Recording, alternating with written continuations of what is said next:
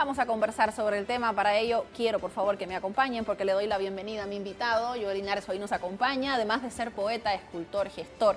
Pero hay un elemento importante de Joel, que logra pues reunir a varios cultores también para dialogar y reflexionar sobre Palestina. Gracias por estar acá, Joel. Muchísimas Bienvenida. gracias por la invitación. Te agradezco. ¿Cuán importante es la batalla simbólica cuando desde el arte, desde la cultura, también encarnamos esa responsabilidad social para pedir respeto de los derechos de un pueblo, en este caso tomando como ejemplo directo el pueblo de Palestina? Mira, hay un elemento concreto dentro del proceso del genocidio que hoy día se está cometiendo contra el pueblo palestino, que tiene que ver con el borrar la memoria del pueblo palestino. Y precisamente contra eso, el arte, la cultura, pueden generar procesos de la construcción del símbolo, de la preservación del símbolo del pueblo palestino como realidad histórica. Una de las cosas que de hecho ha venido lamentablemente espetando algunos de los líderes del ente sionista de Israel es precisamente desaparecer la idea de Palestina, del territorio y de la historia de la humanidad. Eso que se hizo, que hacían los egipcios, de borrar de todas las columnas, todos los nombres, eso lo ha venido haciendo Israel, no solamente desde ahora, porque esto no es un tema del 7 de octubre, este es un tema que tiene 75 años, desde 1948.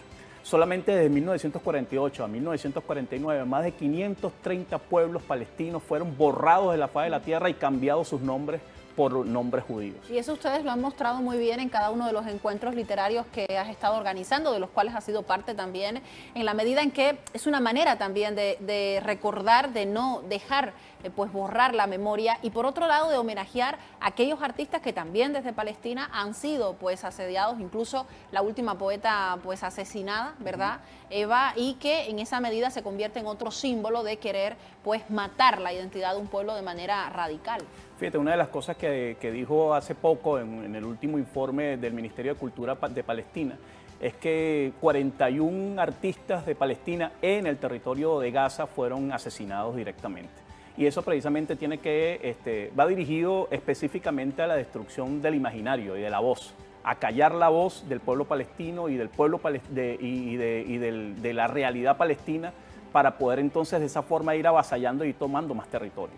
En ese sentido, creo que los artistas de todo el mundo, los artistas y las artistas de todo el mundo deben comprometerse con esta causa, porque es el primer genocidio que está sucediendo en tiempo real y en vivo indirecto. Y que todo el mundo además lo está viendo como si fuese una pantalla de una televisión donde accedemos a una película de terror que en realidad no es una película, es un hecho real, y donde básicamente los medios se encargan de convertir a cada una de estas víctimas fatales en cifras, un poco para deshumanizar también. Y en esa medida me gustaría mucho, Joel, tomando en cuenta lo que me estás comentando, analizar la fuerza de los símbolos. Vamos a mostrarles en imágenes en un ratito cómo se puede entender, por ejemplo, la identidad de un pueblo a partir de una imagen como lo es la sandía, y lo pongo en claro acá porque hubo una época en la que estaban prohibidos de izar su bandera, y la sandía, por los colores que tiene esta fruta, se convirtió en un símbolo importante, y hoy representa también esa defensa directa a Palestina. ¿Cómo analizar los símbolos desde la literatura?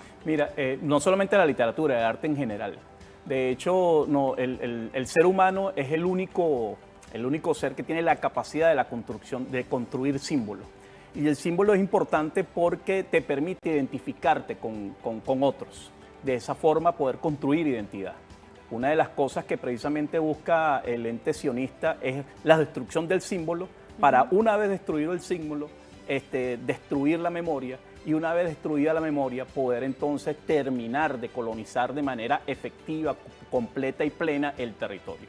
Es decir, destruyo por completo un pueblo y lo borro, destruyendo absolutamente todo lo que lo une, todo lo que lo identifica, y de esa forma no tengo ningún resquemor personal ni colectivo.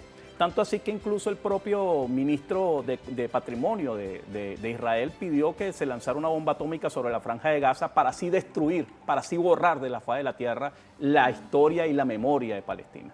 Ese es un asunto que hay que tomar que hay que tomar que no hay que tomar banalmente, porque lo que se ha buscado precisamente, como tú lo decías, es banalizar la realidad de lo que está sucediendo, llevándolo solamente a las cifras. Sucedió también con la pandemia, cuando todos los días veíamos cifras y cifras y cifras, y los números son fríos, claro. son un elemento frío. Cada uno de esos números son personas, son sueños truncados, son esperanzas truncadas, son realidades, son familias desmembradas, son personas que sintieron, que hablaron, que vivieron, que lloraron, que rieron, que sonrieron y que lamentablemente hoy día ya no están. O sea, eso no puede seguir sucediendo en este momento de la humanidad. Sin embargo, sigue sucediendo y estamos hablando de más de 100 días. Específicamente, Joel, me gustaría preguntarte en relación con la imagen del artista. Se ha idealizado mucho la imagen del artista, en algún caso desde la perspectiva social, el arte como un elemento que te vincula directamente con la responsabilidad social del territorio al que perteneces, y por otro lado con una imagen de artista ingenua, que supuestamente no tiene una posición política, pero sabemos que evidentemente sí la tiene, y que en ocasiones se demuestra para un determinado fin o no. Hay muchísimos artistas que se han pronunciado a favor o en contra de la causa. Sin embargo, quiero que escuchemos 10 segunditos muy cortamente este material que tiene que ver con la representación de uno de los tantos artistas que desde sus diversos medios de comunicación decidieron, después de entender la problemática en Palestina, retractarse y apoyar directamente esta causa. Vamos a verlo.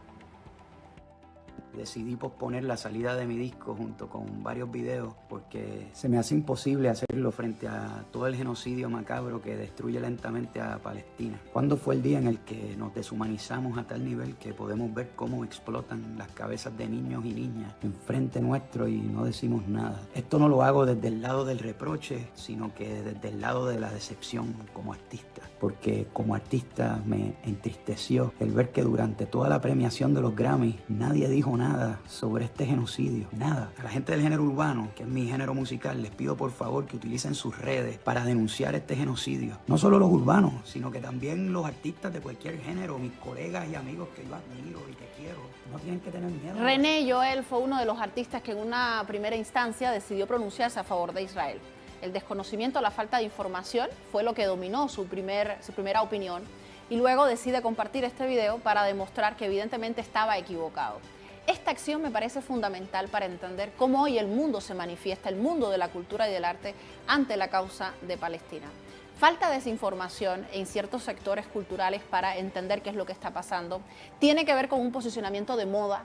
¿Está a la moda acompañar a Palestina o no está a la moda? Y lo pongo en tela de análisis porque el artista no es un ser inmaculado, es un ser social que forma parte de un territorio y que sin lugar a dudas, teniendo el poder de la voz, tiene una responsabilidad con su sociedad. ¿Cómo lo ves? Hay algo en lo que tú estás diciendo, es que no existe algo como el arte aséptico. El arte siempre está, desde el punto de vista concreto de la palabra, contaminado de lo que el artista conlleva, está bañado de la ideología del artista, de la forma de hacer, de decir, de relacionarse del artista, de la sociedad y de las circunstancias que rodea al artista. En este sentido, cualquier artista que simplemente diga, no, yo soy solamente un artista y yo me dedico solamente al arte, por lo tanto, entonces solamente me dedico a mi público, no es un artista, es un técnico. Okay. Es una persona que puede manejar ciertas técnicas para poder construir de manera estética algún producto, pero artista no es. Un artista comunica, un artista se compromete contra o a favor de una causa. Y en ese sentido, todos los artistas tienen una responsabilidad con lo que se compromete. Todo artista toma partido y debe tomar partido, porque lo que va a plantear en su creación es un altoparlante. Va a decir con una voz más clara, una voz que está por encima incluso de la multitud, lo que piensa y lo que considera que debe hacerse con una situación en específico. ¿Y cuánto puede transformar con esa posición? Porque también veíamos el caso de otros artistas que decidían pronunciarse y que luego eran vetados en el mismo espacio hollywoodense, claro, por ejemplo, donde si no estás con el ente sionista puedes ser despedido, no contratado de los siguientes contratos, porque sabemos que manejan evidentemente a gran escala. En esa medida es importante resaltar lo que ha sucedido desde Latinoamérica, donde donde no estamos lidiando con ese tipo de producto cultural, no estamos lidiando con la cultura como negocio, y sí lidiamos con la cultura como causa. Me parece interesante resaltarlo desde Latinoamérica. Como derecho. Como derecho. Como derecho, como reivindicación, la cultura como reivindicación, el arte como reivindicación humana, como espacio, como espacio primigenio del ser humano, porque el ser humano en concreto es un ser que crea. Y la creación artística que tiene que ver con la apertura de los poros de la sensibilidad es un elemento fundamental de nuestra especie.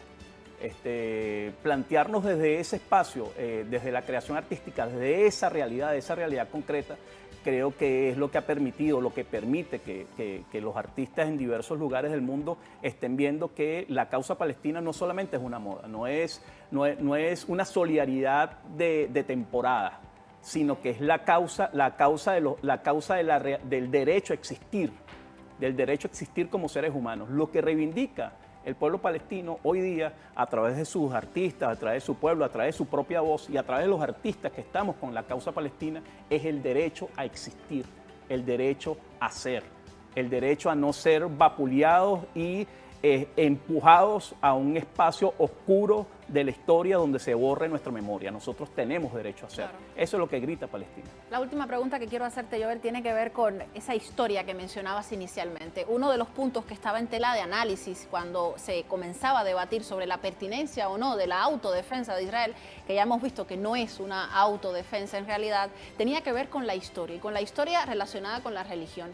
El arte, desde las diferentes disciplinas, se han encargado durante muchísimo tiempo de reflejar desde diversas perspectivas la historia que nos han hecho, que nos han dicho cómo es, ¿no? Pero también de ponerla en quiebre, de transformarla y de quizás cuestionar y decir, no es la historia la que nos han contado, pero hacerlo desde el arte, a través de la ficción, a través de la literatura, a través de las artes plásticas, del performance, de la música.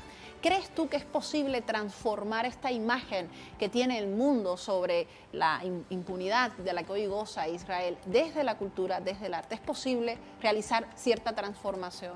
Sí es posible y necesariamente, y no solamente es posible, es indispensable.